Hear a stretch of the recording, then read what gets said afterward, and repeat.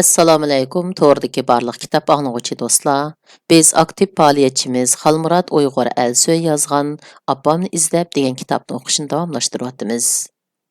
Bugungi o'qiydigan tema hayot va o'lim. 2018-yili sentabr Erkinlik karvonining Berlindagi faoliyatlarini oyoqlashtirib, Berlindan Gollandiyaning Den Haag shahriga qarab yo'lga chiqdik.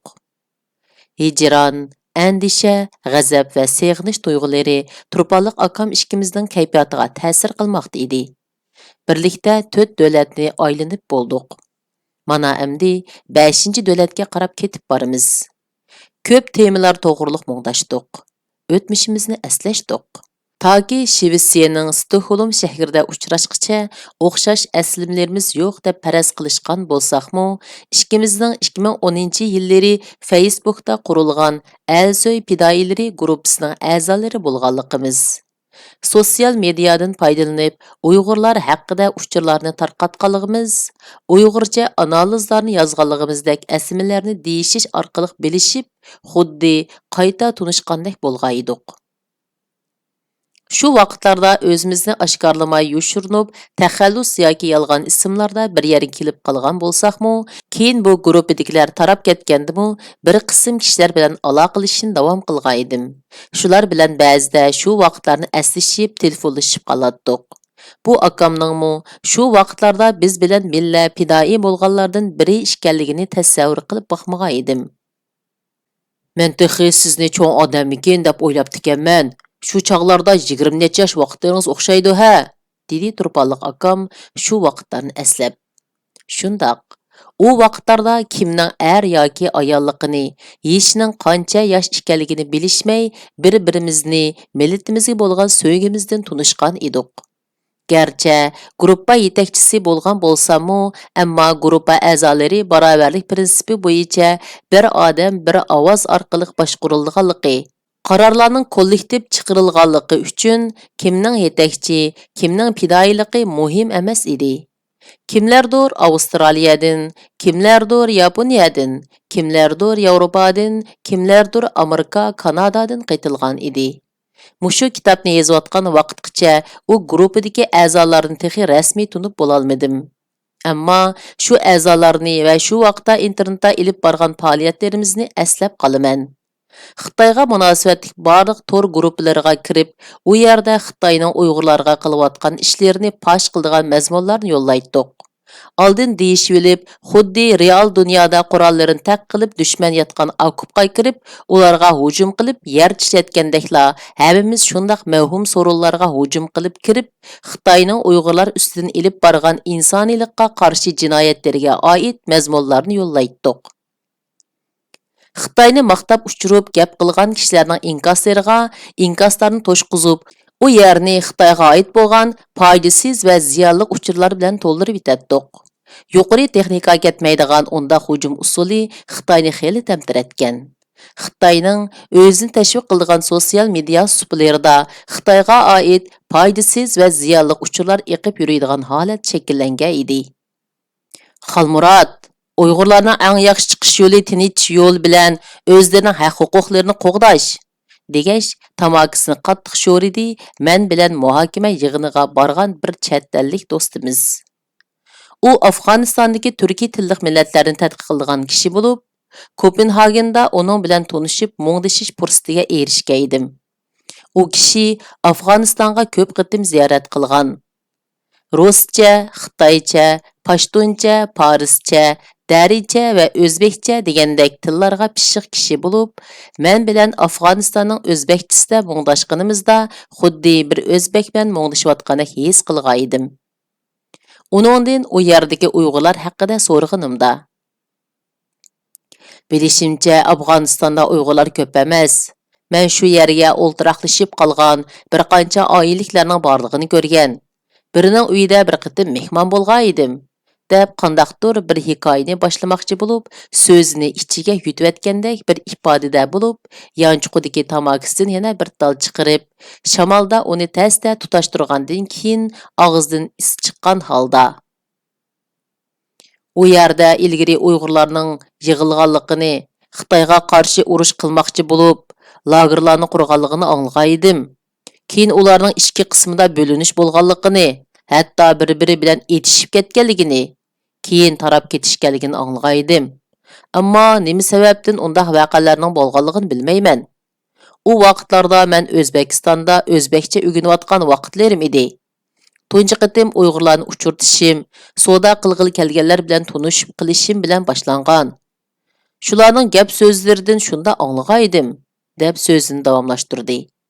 So'zlarining orasida tamakisini bir qancha qitim sho'rib olgach, uningdan Afg'onistonga yig'ilgan Uyg'urlarga bo'lgan qarshi to'g'riliq so'rag'inimda uning bergan javobi men anglab ko'ngan javoblardan farqli bir javob bo'lishi meni hayron qoldirgan edi. Men keyin o'zbekcha tarjimonlik qilgan edim. Orasida o'zini o'zbek deb olgan Uyg'urlarim bor edi. Ular bilan so'zlashganimda ularning Uyg'urlarga davlat qurish nishoni borligini, o'z davlatini Xitoyning besib olganligini, diniy erkinligining yo'qligini, Uyg'urlarning o'rib-odatlarini yo'qotayotganligi degandek ishlarni so'zlab bergan edi. Mening davlatimni biri besib olsa, menmu har qanday vosidan yonmaydim, dedi u yana bir tal tamakini tutashtirg'ach. Uning kimlarga tarjimonlik qilganligini bilmaydim. Uning Uyg'urlarni Xitoyning xalqaroda tasvirlagandek emas, Xitoyning oldishi va besimi shakllangan hamma kishi bo'ysundigan qilitlashib ketgan talaffuzda so'zlaydigan urg'uluq va diplomatik to'g'ri so'zlarni qilmay, balki ularga hesdoshligini ifodalashi meni hayron qoldirgan edi. Uning Uyg'urlarga Xitoyning tamg'a qilib bosmoqchi bo'lgan atig'ini ishlatmaganligidan, xuddi bir yangilikni ko'rayotgandek jiddiylashsam, yana bir jihatdan qandaqdir xato kishi bilan so'zlashib qilayotgandek his qilib, andikishgimi ulgurgan edim. Mayli ular qandaq shuarlar bilan u yerga berib qolganlar bo'lsin, ular Xitoy davlatidan boshqalarni nishon qilmagan. Xitoy davlatidan o'zlari ishg'ol ostida deb ishinigan davlatini qutqizishni nishon qilganlar ekanligini isbotlaydigan punktlar bek ko'p. Ammo qarshisida bo'lsa dunyodagi eng kuchli davlatlarning biri. Shunga ularning mumkinchiligi bek tuvan edi, deb beshini chayqab qo'yib, erangsizlarcha chiroy ifodasida ikki qishini egiz itib, ikki murusini ko'tirib qo'ydi.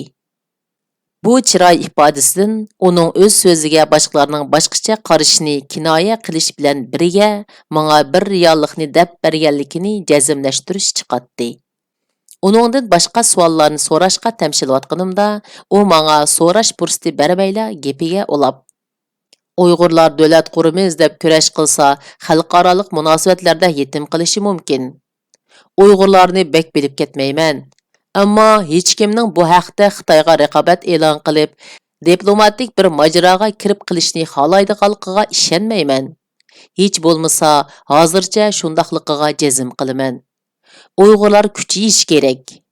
Diplomatiyalik jihatdan, iqtisodiy jihatdan va bilim qurilmasi jihatdan kuchlanish kerak. Shunda qilgandila mumkinchiligi yuqori bo'ladi, dedi u menga keskin talaffuzda. Uning deganlarining o'rinliqligini tasdiqlasammi uningga. Degininiz reallik uyg'un, ammo bu yerda Xudoga ishonadigan bir millat haqida so'zlayapmiz. Uyg'urlar ovchining miltig'i bo'lsa, kiyikning xudosi yo'qmikan degan so'zni ko'p ishlatamiz. Mumkinchilik haqida so'zlanganda Uyg'urlarning o'zining milini qo'g'dash uchun o'lsimi jannatga kirganlik haqida ta'lim beradigan bir dinga ishonadigan millat ekanligini, o'limni xuddi uyiga qaytgandekla huzurliq ish deb biladigan kishilar ekanligini unutmagan holda tahlil qilganimizda balki farqli natijaga erishishimiz mumkin. Deganlaringiz o'rinliq. Uyg'urlar xalqaro sistemaga tushadigan vositalar, so'zlar va harakatlar orqali o'z huquqlarini qo'g'dash bilan birga o'zining orzusi va nishoni uchun kurash qilishi kerak. Shundaq bo'lgandila Uyg'urlarning kuchlanishiga ishonaman, dedim, uningga ehtiyotchanligimni qayirib qo'yib. U mening chiroyimga hech hayron bo'lmagan ifodada yana bir qarab qo'yib oldirmay. Bilmadim. O'rta Osiyoliklarning hammasida shundaq ruh bormi? Men siz degandek shundaq ruh bilan yashaydigan, hech nimasi bo'lmasmi mag'rur va iftixor bilan yashaydigan kishilarni O'rta Osiyoda ko'p ko'rdim. Ba'zida shundaq mag'rurlik odamga ahmoqlikdek bilinsimi, insonlar to'plami shundaq ishonch va e'tiqod bilan to'planadi. Birlashib o'rtaq harakat qilalaydi. deb bo'lib, so'zni yana davomlashtirib, gapimning davomida menga raddiya berishga tamshilib turishiga bizni yig'inga chaqirishdi. U boshqa bir zaldagi yig'inga o'zbeklar to'g'riliq leksiya beradi. Men yana boshqa bir zalda Uyg'urlarning qarshilik harakatlarida tashviqotning o'ynagan roli haqida so'zlaydim. Ikkimizning leksiya vaqti bir vaqtda bo'lg'achqa, uning leksiyasiga qatnasha olmagan edim. Ukam, mushundaqla o'tib ketamizmi deyman. Bolalar chet elda tug'ilib cho'ng bo'lyotidi. Shular cho'ng bo'lsa bizdek o'ylamaydi. Ular bizning vatanda yashab, u yerga bizninki o'xshash mehri tushmagan. Bu millatning kelgusi qandoq bo'lib keta? Deb o'zining andisini izhor qildi Turpalliq akam Berlindan Danhag shahriga ketayotgach yo'lda mashinani haydagach. Qandaqdir g'oyalik shuarlar bilan uningga ilhom bergim keldi, ammo shundaq andishini menmo his qilayotgan edim. Bu millatning xuddi oftobda qolgan qaymoqdek erib ketishidek bir taqdirdan qutula olmaydiganligini pamlagan edim. Ey Rabbim Alloh, diqqatimni dushmanning kuchiga emas, sening qudratingga markazlashtirgayman. O'limdan emas, gunohdan, dushmandan emas, sendan qo'rqayman. Allah biz bilan billah. Amin ya Rabbil alamin deb duo qildim. Ovozimni chiqarib turib. Diniy kitoblarni ko'p o'qigan bo'lsam-mu, ammo dindan so'z etishga hayiqatdim. Chunki xato so'zlab qo'yishning gunohidan qo'rqatdim. Amin deb duoyimni tasdiqlab menga bir qarab etdi Turpalliq akam. Uning qarashining fikringizni bayon qiling degan ma'nosini his qilib uningga. Aka, biz birinchi avlod ko'chman bo'lganlar, ikkinchi avlodimizni Uyg'urcha so'zlaydigan qilib tarbiyalashimiz mumkin. Umu sharoitimizga bog'liq. Ammo ikkinchi avlodlarning uchinchi avlodni Uyg'urlik ruhi bilan tarbiyalashiga hech kim bir narsa deyolmaydi. Uchinchi avlodning to'rtinchi avlodni Uyg'ur qila olishiga balkim hech kim kepillik qila olmasligi mumkin. Vatandagilarni Xitoyga o'zgartirdi. Chet eldagilar shu chet ellik bo'lib ketishi mumkin. O'zimizni passib holda saqlaymiz desak, O'rta Osiyodagi Uyg'urlarning hozirgi ahvoli bizga kelgusi realligimizni ko'rsatishga yetadi. Ular mahallashgan, shundaqdimi davlatning tili Uyg'urcha emas. Davlatning asosiy madaniyati Uyg'urning emas. Shunga Uyg'urlar tadrijiy o'zidan yotishib mangdi. Bu millat o'zini g'arbda qanchalik saqlab qola oladiganligiga bir narsa deyish tas. Davlatsiz millat qibidan chiqqan anar donchilarga o'xshaydi ekan. Chechilib ketadi ekan. Biri yig'isimi suyini siqib chiqarib urug'ini purkib tashlatish uchun qiladi ekan. Dedim, singan talaffuzda. Uzun yo'lning azobi bizni charchatgan bo'lsa-mu, ruhiy jihatdan ustun edik. Ammo reallik bizning ustun ruhimizni tushkunlashtirmoqchi, irodamizni bo'shatmoqchi bo'layotganda qiladi. Ammo bizda umiddan boshqa yana nima qoldi? Yurak porlarimiz lagerlarga sulandi. Eng suyumliklarimiz g'urursiz va iffatsiz qara kunga mubtala bo'ldi. Ularning qandaq yerlarga sulanganligini, qandaq qismatlarga duchor bo'layotganligini tasavvur qila olmaydim. Meni so'roq qilish uchun tutgan shu vaqtda sulg'an turmada bir kecha bir kamerda yotgan, adisi o'lim jazosi ijro qilingan pokiz chiroy yiqimliq shu Uyg'ur yigit yodimga keldi. U shu vaqtlarda balkim mening hozirgi yeshim bilan teng bo'lsa kerak, uning ismini bilmaydim. Isimsiz shu Uyg'urning menga qoldirgan aslimisidagi simosi men tushkunlashganda menga umidni, qo'rqmaslikni aslatib turadi. Ukam, men to'yimga mangdim. Nemish xo'sh bo'lmayman? Deb ko'zimning ichiga, ruhimga tikilib qarab, kulimsirab turib javob bergan edi. Uningdagi tinchlik, uningdagi rohatlik, uningdagi o'limdan qo'rqmaslikni aslaganimda Allohning o'rinlashtirishi bilan o'zimning shundoq bir kashmishni beshimdan kechirishimning ma'nosini bilgandek bo'latdim. Uni o'limga emas, rostilla to'yga ketib borgan yigitdek his qilib qolgan edim. Doktorlik o'qish jarayonida jasaddan ko'p ko'rgan edim. Jasaddan qo'rqmaslikni o'limdan qo'rqmaslikqa tenglashtirib yurgan saxta botirlik falsafasini shu aslima to'g'rilagan edi. U o'lim oldidagi eng oxirgi kechasini xotirjam uxlab, saharlik namozini o'qib bo'lib, uni olg'ili kelgan gundupoylar bilan hech ikkilanmay ketib qolgan edi. Kitabımның mushu mazmunlarini yozayotgan vaqtlarda Xitoy virusi keng tarqalib, butun dunyoda Xitoy virusining yuqumlashiga bo'lgan qo'rqinish kuchaygan. Kishilar uylariga banit bo'lishgan vaqtlar edi. Bu dunyo hayot va o'lim haqida o'ylashish odamlarga yot bir tema bo'lgan dunyodan vaboning vahimisida kishilar hayot va o'lim haqida o'ylashadigan bir dunyoga aylangan edi. Vaboning boshlanganligiga oid xabarlar men Antaliyada vaqtimda boshlangan bo'lib, u yerdan qaytib kelib, Norvegiya, Shvetsariya va Angliyalarda safarda bo'ldim. Men safarda vaqtimda Xitoy virusi Yevropada keng tarqalishga boshlagan dastlabki mezgillar bo'lg'ashqa, vabo haqidagi uchurlarning butun uchur vositalarini qoplashi bilan mendimi qo'rqinish paydo bo'lgan edi. O'zimdan bakrak oilamdan andisha qilishga boshlagan edim. Ölüm qo'rqinchi oldida bu dunyolik vasvaslarga bo'lgan qarashimda o'zgarishlar bo'layotganda qiladi. Qo'rqinishdan emas, balki nimaning muhim emasligi, nimaning qimmatlik emasligi degandek temalarda ko'p o'ylanish fursati bo'layotdi. Keraksiz nom-shuhratlar, insonni gunohdan qo'rqmas qiladigan kibr, vasvasa va tamalar. Көңіл қатыржамлығы еліп келелмейдіған аброй, ağrınış ve aldamçılıklar. İnsanlar arasındaki münasibetten bekrek, o dünyalıkның suallarında adamni putlaştırılgan yalgan guvalıklar ve ispatsız guvalıklarga işinip azar beriş ve adaletsizlik kılışlar köz aldımdan bir-birlep portretlar, vaqalar ve sadalar bulup zahiri bulup meni azaplamakçı. Meni şundaq azaplıgan kişilerden yergendirmekçi, nefretlendirmekçi bolganda Allah'tan ularını keçirişim üçün özümge küç kuvvet tiledim. Şundaq tilekler bilen yüreklerim rahatlangendek, tiniqlerim ravalaşqandek bulup, qalbimde aramlık orun edişki başladı. Men ko'nglini ağrıtqan, bilip bilmey azaplap qo'ygan, adaletsizlik qilib qo'ygan, meni xata tushunishga sabab bo'lib qolgan kishilar Allahqa özümnің әң kəmtər halıtıda səcdə qılıb durub, mening gunohlarimni məğfirat qilishini tillab uzun dualarni qildim.